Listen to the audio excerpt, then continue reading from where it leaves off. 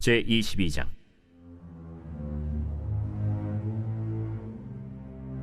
그 일 후에 하나님이 아브라함을 시험하시려고 그를 부르시되, 아브라함아, 내가 여기 있나이다.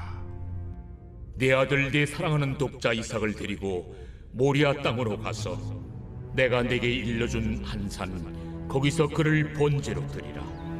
아브라함이 아침에 일찍이 일어나 나귀의 안장을 지우고 두 종과 그의 아들 이삭을 데리고 번제에 쓸 나무를 쪼개어 가지고 떠나 하나님이 자기에게 일러주신 곳으로 가더니 제3일에 아브라함이 눈을 들어 그곳을 멀리 바라본지라. 이에 아브라함이 종들에게 이르되, 너희는 나귀와 함께 여기서 기다리라. 내가 아이와 함께 저기 가서 예배하고 우리가 너희에게로 돌아오리라. 아브라함이 이에 번제나무를 가져다가 그의 아들 이삭에게 지우고 자기는 불과 칼을 손에 들고 두 사람이 동행하더니 이삭이 그 아버지 아브라함에게 말하여 이르되, 내 아버지여, 내 아들아, 내가 여기 있노라. 불과 나무는 있거니와 번제할 어린 양은 어디 있나이까? 내 아들아, 번제할 어린 양은 하나님이 자기를 위하여 친히 준비하시리라. 두 사람이 함께 나아가서 하나님이 그에게 일러주신 곳에 이른지라. 이에 아브라함이 그곳에 제단을 쌓고 나무를 버려놓고 그의 아들 이삭을 결박하여 제단 나무 위에 놓고 손을 내밀어 칼을 잡고 그 아들을 잡으려 하니 여호와의 사자가 하늘에서부터 그를 불러 이르시되, 아브라함아, 아브라함아, 내가 여기 있나이다. 그 아이에게 내 손을 대지 말라. 그에게 아무 일도 하지 말라. 내가 내 아들, 내 독자까지도 내게 아끼지 아니하였으니 내가 이제야 내가 하나님을 경외하는 줄을 아노라. 아브라함이 눈을 들어 살펴본즉 한 순양이 뒤에 있는데 뿔이 수풀에 걸려 있는지라. 아브라함이 가서 그 순양을 가져다가 아들을 대신하여 번제로 드렸더라. 아브라함이 그 땅 이름을 여호와 이레라 하였으므로 오늘날까지 사람들이 이르기를 여호와의 산에서 준비되리라 하더라. 여호와의 사자가 하늘에서부터 두 번째 아브라함을 불러 여호와께서 이르시기를 내가 나를 가리켜 맹세하노니 내가 이같이 행하여 내 아들, 내 독자도 아끼지 아니하였은즉 내가 내게 큰 복을 주고 내 씨가 크게 번성하여 하늘의 별과 같고 바닷가의 모래와 같게 하리니 내 씨가 그 대적의 성문을 차지하리라. 또 내 씨로 말미암아 천하 만민이 복을 받으리니 이는 내가 나의 말을 준행하였음이니라 하셨다. 이에 아브라함이 그의 종들에게로 돌아가서 함께 떠나 브엘세바에 이르러 거기 거주하였더라. 이 일 후에 어떤 사람이 아브라함에게 알리어 이르기를 밀가가 당신의 형제 나홀에게 자녀를 낳았다 하였더라. 그의 맏아들은 우스요, 우스의 형제는 부스와 아람의 아버지 그무엘과 게셋과 하수와 빌다스와 이들랍과 부두엘이라. 이 8사람은 아브라함의 형제 나홀의 아내 밀가의 소생이며 부두엘은 리브가를 낳았고 나홀의 첩 르우마라 하는 자도 데바와 가함과 다하스와 마가를 낳았더라.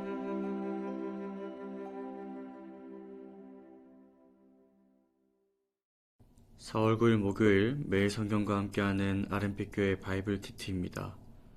우리가 누군가 관계를 맺을 때 가장 치명적인 독약이 있다면 그건 바로 의심일 것입니다. 상대가 어떤 마음인지 다 알지 못함에도 내 경험과 지식으로 판단하고 의심할 때 우리는 상대가 아무리 선한 마음으로 다가온다 한들 그 마음을 다 받아들이지 못하는 것입니다. 우리 각자에게는 이 세상을 살아가며 손에 꼭 쥐고 있는 소중한 것들이 있습니다. 정말 표현 그대로 눈에 넣어도 아프지 않을 것들, 내 자녀, 내가 평생에 일군 것들, 또 그것이 무엇이든 우리 각자에게는 그토록 소중한 것들이 있습니다. 그런데 우리가 신앙생활을 하다 보면 이따금 하나님께서 내 삶에 개입하셔서 그렇게 내가 소중하게 쥐고 있는 것들을 내려놓으라고 요구하실 때가 있습니다. 내 계획과 다르게 일이 틀어지거나 내가 살아가는 사람을, 내가 사랑하는 것들을 포기해야만 하는 시련이 찾아오는 것입니다. 그럴 때 우리의 마음은 단순히 속상한 것으로 끝나지 않는 것 같습니다. 우리는 그 상황 앞에 의심하기 시작합니다. 하나님께서 나를 사랑하신다고 하셨으면서 왜 내게 이런 일이 일어나는 것인지, 하나님께서 날 사랑하지 않는 건 아닌지, 또 하나님께서 나를 위한다고 말씀하셨으면서 왜 내게서 이걸 빼앗아 가시려 하시는지, 혹시 하나님은 내가 행복하게 원치 않는 분은 아닐까? 하나님 도대체 내게 왜 이러시나? 그렇게 우리는 의심하고 고민하게 됩니다. 우리는 하나님이 내게 가장 좋은 것을 주시려는 좋으신 아버지라는 것을 신뢰할 수가 없어서 그분의 요구에 의심하며 내 행복을 지키기 위해 내 손에 쥔 것을 더 필사적으로 움켜쥐곤 합니다. 오늘 본문에도 우리와 같이 자신이 가장 소중하게 여기는 것을 내놓으라 요구받은 한 사람이 등장합니다. 바로 아브라함입니다. 당장에 바로 앞선 장에서 이미 자기 맏아들 이스마엘을 광야로 내몰았고 함께 살아왔던 정을 떼고 더 이상 내 아들을 내 아들로 돌보지 못하게 된 그 아브라함 앞에 이제 하나님은 그의 하나뿐인 아들 이삭마저도 순종함으로 내놓으라 말씀하십니다. 그렇게 시작된 오늘 본문 21장 1절은 그 일 후에 하나님이 아브라함을 시험하시려고 라는 말씀으로 시작됩니다. 아브라함에게 있어서 아들 이삭은 단순한 자식이 아니었습니다. 그가 100세가 돼서야 기적처럼 얻은 아들, 하나님의 모든 축복과 미래의 약속이 담겨있는 그의 전부였습니다. 그런데 하나님은 그걸 아시면서도 아브라함에게 명령하십니다. 내 아들, 내 사랑하는 독자 이삭을 데리고 모리아 땅으로 가서 그를 번제로 드리라. 이건 단순히 소중한 것을 바치라는 정도가 아닙니다. 하나님 자신이 주셨던 이삭을 통해 큰 민족을 이루겠다는 그 이전의 약속들, 그 모든 약속들을 하나님이 스스로 저버리는 것처럼 보이는 완벽한 모순이었던 겁니다. 아브라함으로서는 이해할 수 없는 일이었지만 하나님은 그 이해할 수 없는 일을 이제 요구하십니다. 조이스 볼드윈이라는 학자가 설명하듯 믿음이란 보이지 않는 것을 향해 초점이 맞춰질 때만 행사할 수 있는 것이기 때문에 하나님은 눈앞에 보이는 증거 곧 이삭이 사라지더라도 말씀하시는 하나님 그분 자체를 신뢰할 수 있는지 아브라함에게 묻고 계신 것입니다. 또 그렇게 이해할 수 없는 명령 앞에 아브라함이 어떻게 반응합니까? 그는 하나님이 왜 이러시냐 따지며 하나님의 성품을 의심하지 않습니다. 그는 바로 다음날 아침 일찍 일어나 묵묵히 제사에 쓸 나무를 쪼개어 길을 나섭니다. 산을 오르며 이삭이 자신을 태울 장작을 메어가며 아버지, 불과 나무는 있는데 번제할 어린 양은 어디 있습니까? 라고 가슴 아픈 질문을 던질 때도 아브라함은 담담히 하나님 자기를 위하여 친히 준비하시리라고 답합니다. 그리고 마침내 제단이 쌓아졌고 아브라함이 이삭을 결박하여 이제 칼로 내려치는 그 찰나 그에게 다급한 음성이 들립니다. 아브라함아, 아브라함아, 그 아이에게 내 손을 대지 말라. 이에 아브라함이 눈을 들어보니 숯불에 뿔이 걸린 수작 한 마리가 있었습니다. 하나님께서 이삭을 대신할 제물을 이미 준비해 두셨던 겁니다. 아브라함이 그 양으로 제사를 드리고 그곳을 여호와 이레 여호와의 산에서 준비하시리라고 부르며 오늘 본문은 일단락됩니다. 가장 사랑하는 것을 내놓으라는 명령 앞에서도 하나님의 선하심을 끝까지 믿었던 아브라함. 그러나 성도 여러분, 만약 오늘 하나님께서 우리 삶에 찾아오셔서 내가 가장 꼭 쥐고 있는 그 이삭을 내놓으라 하신다면 우리는 아브라함처럼 순종할 수 있겠습니까? 오늘 우리가 한번 우리의 마음을 정직하게 한번 돌아봤으면 좋겠습니다. 아마도 하나님께서 우리에게 그렇게 요구하시는 순간 우리는 분노와 억울함에 휩싸일 것입니다. 하나님, 제가 얼마나 열심히 신앙생활 했는데 어떻게 저한테 이러실 수 있으십니까? 다른 거 다 참아도 이것만큼은 절대 안 됩니다. 여러분, 우리가 이토록 분노하며 하나님 말씀의 순종을 거부하는 진짜 이유는 무엇입니까? 내 손에 쥔 이것을 놓고서는 정말로 살 수 없기 때문입니까? 아니면 단순히 우리가 연약한 존재이기 때문입니까? 싱클레어 퍼거슨이라는 목사님은 이 문제의 뿌리가 우리 생각보다 더 깊은 곳에 있다라고 얘기합니다. 곧 우리가 순종하지 못하는 진짜 이유는 우리 마음속 깊이 하나님의 선하심에 대한 지독한 의심과 왜곡이 자리하고 있다라는 것입니다. 여러분, 에덴 동산에서 사단이 하와를 유혹할 때 썼던 전략을 기억하십니까?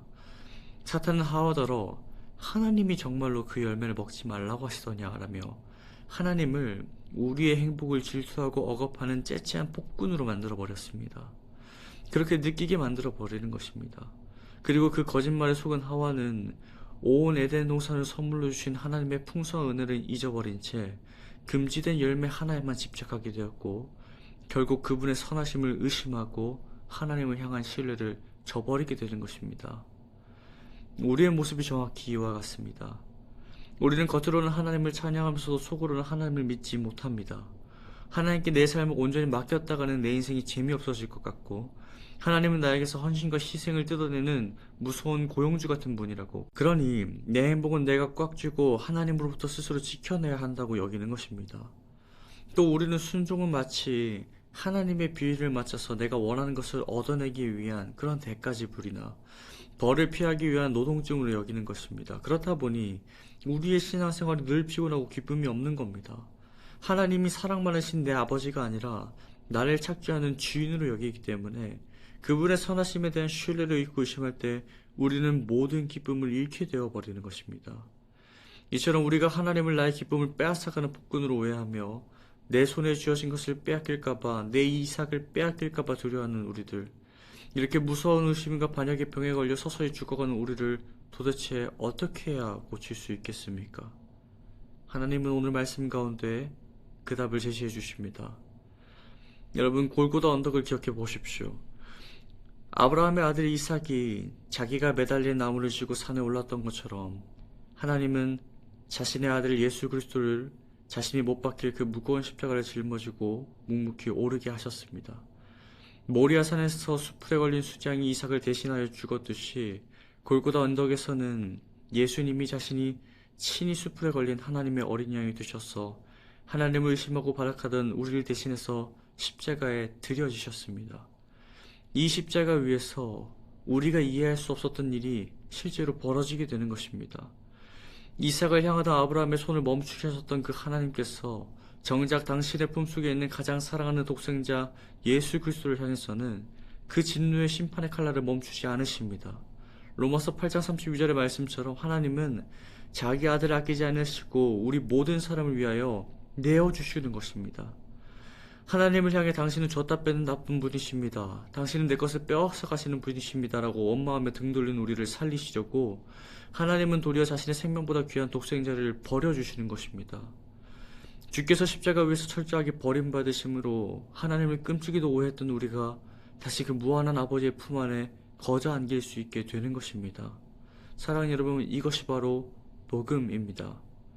우리가 하나님은 나를 사랑하지 않나 라고 의심할 때, 그렇게 불안해할 때 하나님은 십자가에 달리신 당신의 아들을 보이시며 말씀하시는 겁니다. 사랑하는 내 아들 내 딸아, 아직도 내가 폭군으로 보이느냐?